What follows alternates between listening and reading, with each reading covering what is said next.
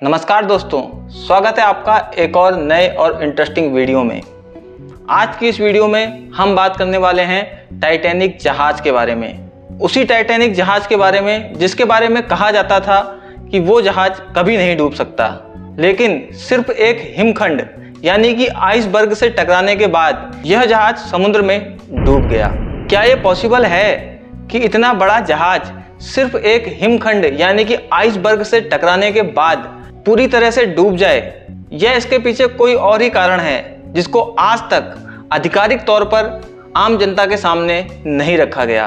चलिए जानते हैं इस वीडियो में। और हाँ, वीडियो को अंत तक जरूर देखिएगा, क्योंकि इस वीडियो में आपको बहुत सी ऐसी जानकारी मिलने वाली है जो आप पहले से नहीं जानते।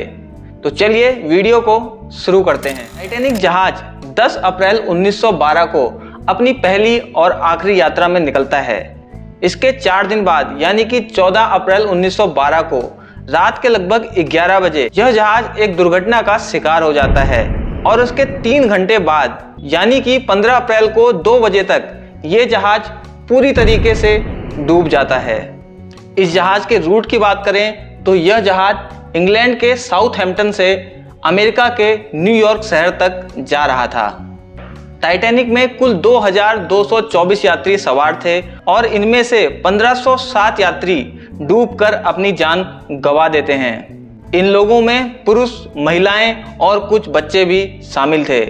यानी देखा जाए तो कुल सवार यात्रियों में से लगभग 66% लोग इस दुर्घटना में अपनी जान गंवा देते हैं।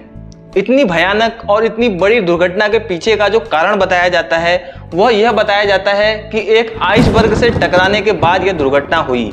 लेकिन सालों से चली आ रही जांच के बाद आधुनिक जो जांचें हुई हैं उसमें इसके जो डूबने की वजह है वो सामने आ चुकी है, और आधुनिक जांच में इसकी जो वजह बताई गई है वह पहले की गई जांच की वजह से अलग है। इन कारणों या वजह के बारे में और बात करने से पहले चलिए टाइटैनिक के बारे में थोड़ा और जान लेते हैं। टाइटैनिक जहाज 880 फीट लंबा, 92 फीट चौड़ा और 175 फीट ऊंचा था। टाइटैनिक जहाज का टोटल वजन 52,310 टन था। इस जहाज में धुएं को निकालने के लिए 4 बड़े स्मोक स्टैक्स भी लगे हुए थे। यह स्मोक स्टैक 30 डिग्री के एंगल पर लगाए गए थे। तो इस तरीके से आप कल्पना कर सकते हैं कि यह जहाज कितना बड़ा था। इस जहाज को बनाने में आने वाली लागत की बात करें तो उस समय पर इस जहाज को बनाने में $7.5 मिलियन की लागत आई थी। अगर आज के समय में इस वैल्यू को देखें तो यह लगभग $170 मिलियन होती है। लेकिन शायद आपको जानकर आश्चर्य होगा कि इसकी जो लागत थी वो 1997 में बनी टाइटैनिक मूवी से कम थी। टाइटैनिक मूवी को बनाने में 1997 में $200 मिलियन का खर्च हुआ था। इस जहाज का जो निर्माण था वो भी विवादों से भरा हुआ था। इस जहाज को बनाने में टोटल 3000 मजदूर लगे थे जो हफ्ते में 6 दिन काम करते थे, और यह सुबह 6 बजे से काम करना शुरू कर देते थे। और इस तरह से लगातार काम करने के बाद टोटल 26 महीने के बाद यह जहाज बनकर तैयार हुआ था। इस जहाज का जो निर्माण कार्य था वो बिल्कुल भी आसान नहीं था। कल्पना कीजिए एक ऐसी 17 मंजिला बिल्डिंग की जहां पर मजदूर बिना किसी सेफ्टी के काम कर रहे हैं। आप सोच सकते हैं कि यह काम कितना खतरनाक रहा होगा, लेकिन यह मजदूर अपने घर का खर्चा चलाने के लिए ऐसे खतरनाक काम करने को भी मजबूर थे। दुर्भाग्य से इस निर्माण कार्य के दौरान टोटल 8 मजदूर की मौत हो जाती है और 250 से ज्यादा घायल भी होते हैं। तो इस तरीके से इस बात पर विश्वास करना काफी मुश्किल हो जाता है कि इतने टाइम देने के बाद बनाया गया जहाज और इतना पैसा लगाने के बाद बनाया गया जहाज केवल एक आइसबर्ग के टकराने से डूब जाता है। और आधुनिक जो जांचें हुई हैं उसने इस बात को साफ भी कर दिया है कि इस जहाज के डूबने का कारण किसी आइसबर्ग से टकराना नहीं बल्कि आग थी। जी हाँ, जर्नलिस्ट शेनन मलोनी टाइटैनिक के डूबने की घटना पर कई सालों से रिसर्च कर रहे हैं। इसी रिसर्च के दौरान उनको टाइटैनिक की एक पिक्चर मिलती है। यह पिक्चर टाइटैनिक के यात्रा में निकलने से पहले की है और इस पिक्चर में जहाज के निचले स्तर पर 30 फीट बड़ा एक काला धब्बा नजर आ रहा है और यह धब्बा आग के कारण बना हुआ है। यह पिक्चर पुरानी जांचों में आधिकारिक तौर पर आज तक पब्लिश नहीं की गई है। यह जो आग है ये जहाज को चलाने के लिए स्टोर किए गए कोयले पर लगी थी। इस कोयले को जहाज के निचले भाग में 3 मंजिला स्टोर पर रखा गया था। सेनन मलोनी के अनुसार यह आग किसी के भी नोटिस किए जाने से पहले लगभग 3 हफ्ते से लगातार जल रही थी और इस आग ने जहाज के मटेरियल को 75% तक कमजोर कर दिया था और यही कारण था कि आइसबर्ग से टकराने के बाद जहाज आसानी से टूट गया और उसमें एक बड़ा होल भी हो गया। सेनन मलोनी के अनुसार जहाज का वही भाग आइसबर्ग से टकराया होगा जो आग के कारण कमजोर हो गया था, नहीं तो इतने स्ट्रॉन्ग मटेरियल से बना जहाज इतनी आसानी से नहीं टूट सकता था। तो इस तरीके से हम कह सकते हैं कि आइसबर्ग से टकराना और जहाज के निचले हिस्से में आग लगना, ये दोनों कारण टाइटैनिक के डूबने का कारण बने। सेनन मलोनी के अनुसार मैनेजमेंट को इस आग की जानकारी लग गई थी, लेकिन इसके बाद भी यात्रा को शुरू किया गया। ऐसा इसलिए क्योंकि मैनेजमेंट को लगा आग लगने की वजह से जो मेटल कमजोर हुआ है इसकी वजह से कोई बड़ा नुकसान नहीं होगा। इसके अलावा मैनेजमेंट नहीं चाहता था कि टाइटैनिक की किसी भी तरह की कोई बदनामी यात्रा से पहले हो और मैनेजमेंट तय समय पर इस यात्रा को शुरू करना चाहता था। बाद इसी कंडीशन में 10 अप्रैल 1912 को टाइटैनिक की पहली और अंतिम यात्रा शुरू होती है। टाइटैनिक की यात्रा में यात्रियों को अलग अलग कैटेगरी में बांटा गया था। चलिए अब देखते हैं कि वीआईपी यानी कि फर्स्ट क्लास कैटेगरी के लोगों को जहाज में किस किस तरह की सुविधा दी जाती थी। टाइटैनिक में वीआईपीज के लिए जो इंटीरियर बनाया गया था वो किसी भी लग्जरी होटल से कम नहीं था। इसके अलावा उनको अलग अलग तरह की विशेष सुविधाएं दी जाती थी, जैसे उनको स्विमिंग पूल की सुविधा दी गई थी जिसमें गर्म पानी की सुविधा भी उनको दी जाती थी। इसके अलावा स्पोर्ट्स के लिए उनको खेलने की जगह दी गई थी और उनको जिम की सुविधा भी दी गई थी। वीआईपी कैटेगरी की लेडीज पैसेंजर को ब्यूटी सैलून की सुविधा भी दी गई थी। इतना ही नहीं, वीआईपीज के पालतू जानवरों के लिए भी यहाँ विशेष सुविधा थी। वीआईपी के जो पालतू जानवर थे उनको टहलाने की सुविधा इस जहाज में दी गई थी। इसके अलावा उनके पालतू जानवरों को ट्रेनिंग भी दी जाती थी। वीआईपीज को हर दिन स्वादिष्ट और शानदार व्यंजन दिया जाता था। इसके अलावा उनकी पार्टी के लिए भी विशेष सुविधा थी जिसमें 1500 वाइन की बोतलें, 20,000 बियर की बोतलें और 8,000 सिगार यहाँ पर उपलब्ध थे। लेकिन शायद एक चीज जिसकी सबसे ज्यादा जरूरत थी वो इस वीआईपी एरिया में भी उपलब्ध नहीं थी और वह है दूरबीन।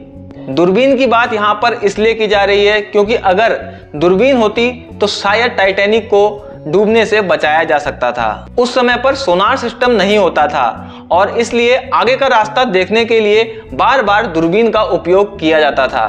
ऐसा नहीं था कि इतने बड़े जहाज में दूरबीन मौजूद ही नहीं थी। दूरबीन मौजूद थी लेकिन एक लॉकर रूम में। इस लॉकर रूम की चाबी डेविड ब्लेयर नाम के एक नाविक के पास थी। अब होता यह है कि जहाज के निकलने से थोड़ा पहले डेविड ब्लेयर की ड्यूटी अचानक से अलग शिप में लग जाती है और इस दौरान वो लॉकर रूम की चाबी को ट्रांसफर करना भूल जाता है। इस बात का पता उसको 3 दिन बाद चलता है कि चाबी उसके पास ही रह गई है, लेकिन उस समय तक टाइटैनिक जहाज निकल चुका था और काफी देर हो चुकी थी। अगर दूसरे नाविक के पास की अवेलेबल होती तो वो समय समय पर आगे का रास्ता देख सकता था और आइसबर्ग दिखने पर जहाज को दूसरी तरफ टर्न कर सकता था। इसके अलावा टाइटैनिक की जो स्पीड थी वो भी इसके डूबने का कारण बनी। वो ऐसे कि टाइटैनिक का जो यात्रा थी उसका जो शेड्यूल टाइमिंग थी उससे ये जहाज कुछ पीछे चल रहा था और टाइटैनिक का मैनेजमेंट नहीं चाहता था कि पहली ही यात्रा में उनका जहाज लेट पहुंचे।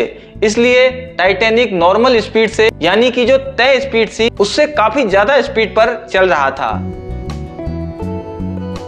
इसके अलावा भी बहुत से कारण या हम कह सकते हैं लापरवाही रही जिस वजह से दुर्घटना के बाद भी लोगों की जो जान गई है उनको कम किया जा सकता था। आइए इस तरह की लापरवाही पर भी एक नजर डाल लेते हैं। इसी तरह की एक लापरवाही दिखी लाइफ बोट्स के साथ में। टाइटैनिक के लिए कुल 60 लाइफ बोट्स की जरूरत थी, लेकिन टाइटैनिक के डिजाइनर थॉमस एंड्रूस ने 48 यानी कि 48 लाइफ बोट्स के साथ जाना तय किया। इतना ही नहीं, बाद में लाइफ बोट्स की संख्या को घटाकर 20 कर दिया गया। इस तरीके से आप देख सकते हैं कि एक और 60 लाइफ बोट्स चाहिए थी और टाइटैनिक जा रहा है केवल 20 बोट्स के साथ। यानी कि आपातकालीन स्थिति में जो भी लाइफ बोट्स थी वो टाइटैनिक में मौजूद जितने भी पैसेंजर थे उनके केवल 1/3 भाग को ही ले जा सकती थी, और ऐसा ही हुआ। आश्चर्य की बात तो यह है कि उस समय पर कम लाइफ बोट्स के साथ यात्रा करना कानूनी तौर पर मान्य भी था। दरअसल उस समय पर लाइफ बोट्स की जो संख्या होती थी वो पैसेंजर की संख्या पर नहीं बल्कि शिप के भार पर निर्भर करती थी। कुछ लोग टाइटैनिक के कैप्टन एडवर्ड जॉन स्मिथ की भी आलोचना करते हैं कि लाइफ बोट का जो पहला बैच गया था उसमें टोटल 60 सीट थी, लेकिन टाइटैनिक के कप्तान ने केवल 27 सवारियों के साथ पहली लाइफ बोट को निकाल दिया। लेकिन दुर्घटना में बचे कुछ लोग इस बात को नहीं मानते। उनका कहना था कि उस समय पर लोगों ने खुद ही जाने से इनकार कर दिया था, क्योंकि उनको नहीं पता था कि आगे स्थिति इतनी ज्यादा खराब हो जाएगी। उन्हें लगा था कि स्थिति को संभाल लिया जाएगा, लेकिन ऐसा हो नहीं सका। शुरुआती जांच में यह भी कहा गया कि जब टाइटैनिक डूब रहा था तो आसमान में इमरजेंसी फ्लैश छोड़कर इस बात का संकेत भी दिया गया। उस समय टाइटैनिक के पास से कैलिफोर्नियन नाम का एक स्टीमर निकल रहा था, लेकिन कहा जाता है कि कैलिफोर्नियन के कप्तान ने इस सिग्नल को, इस संकेत को इग्नोर कर दिया। जब यह बात सामने आई तो कैलिफोर्नियन के कैप्टन को उसकी जॉब से निकाल दिया गया। लेकिन जो आधुनिक जांचें हुई हैं उसमें यह बात साबित हो गई है कि कैलिफोर्नियन का कप्तान निर्दोष था। यह था टाइटैनिक के डूबने का कारण, और कुछ ऐसी लापरवाही जो अगर ना होती तो शायद बहुत सी जानें बच सकती थी। लेकिन डूबने का कारण जो भी हो, सैकड़ों लोगों ने इस दुर्घटना में अपनी जान गंवा दी।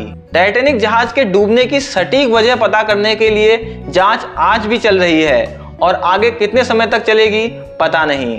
आपको क्या लगता है कि टाइटैनिक जहाज के डूबने में मुख्य कारण क्या रहा था? अपना जवाब हमें कमेंट करके जरूर बताइएगा। आज की वीडियो में इतना ही। अगर आपको वीडियो में कोई भी नई जानकारी मिली हो तो वीडियो को लाइक जरूर कीजिएगा। साथ ही अगर अभी तक चैनल को सब्सक्राइब नहीं किया है तो चैनल को सब्सक्राइब भी कर लीजिएगा, क्योंकि यहाँ पर हम ऐसे ही इंटरेस्टिंग और इंफॉर्मेटिव वीडियो लाते रहते हैं। जल्द मिलेंगे एक और नई और इंटरेस्टिंग वीडियो के साथ। तब तक के लिए धन्यवाद।